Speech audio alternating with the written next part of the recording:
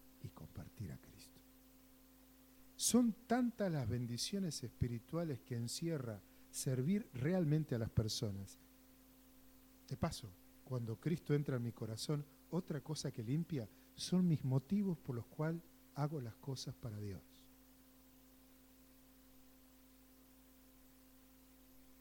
Cuando Jesús servía a las personas, no servía a las personas para hacer marketing,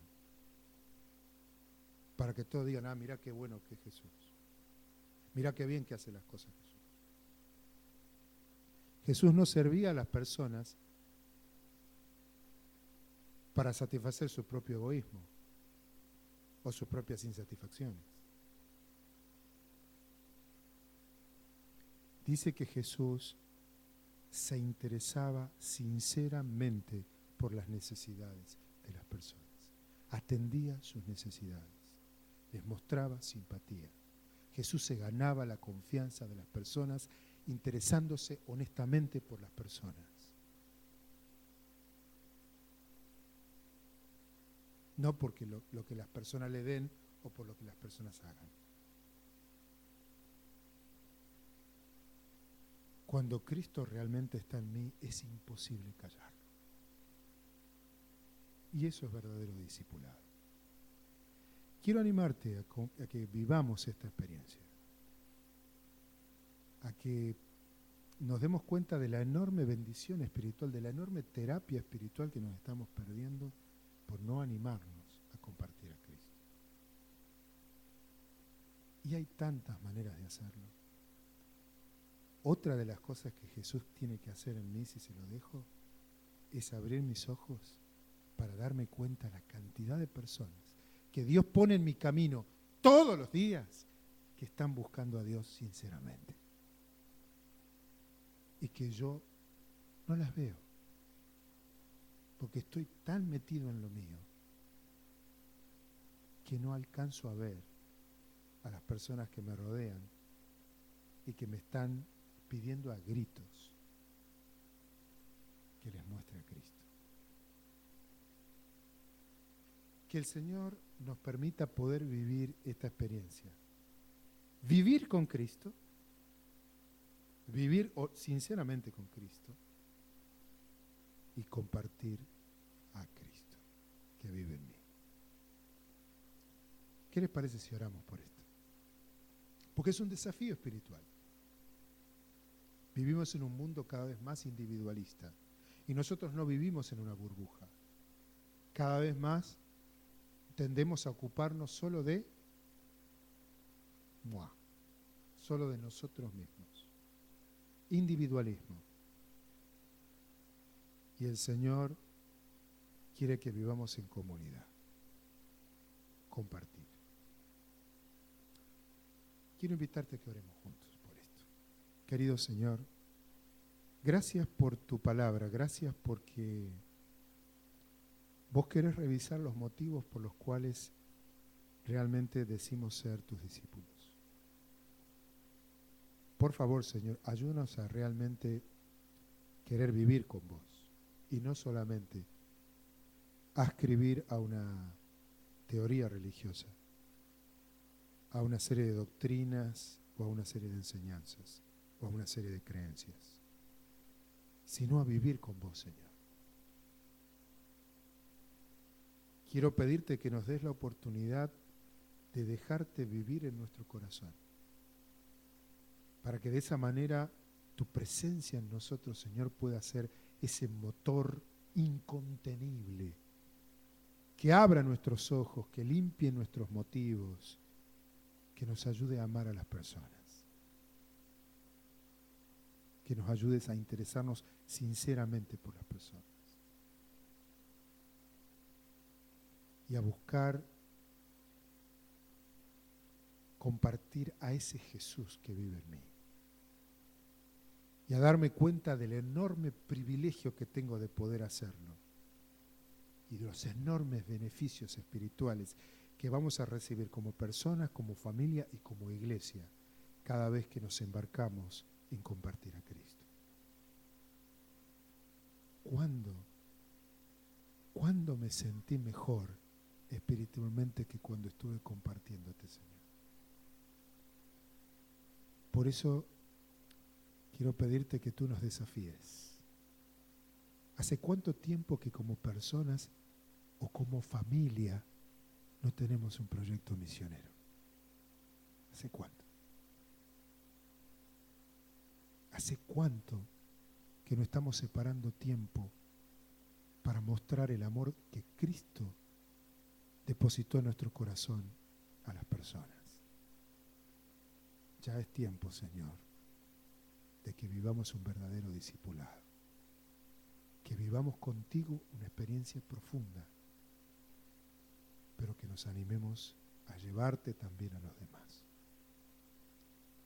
Vos podés dejar de darnos un montón de cosas, pero hay una oración que nunca vas a dejar de responder, y es cuando te pedimos que nos ayudes a encontrar cada día a una persona que te esté buscando sinceramente. Que esa pueda ser nuestra vivencia, lo pedimos en el nombre de Jesús.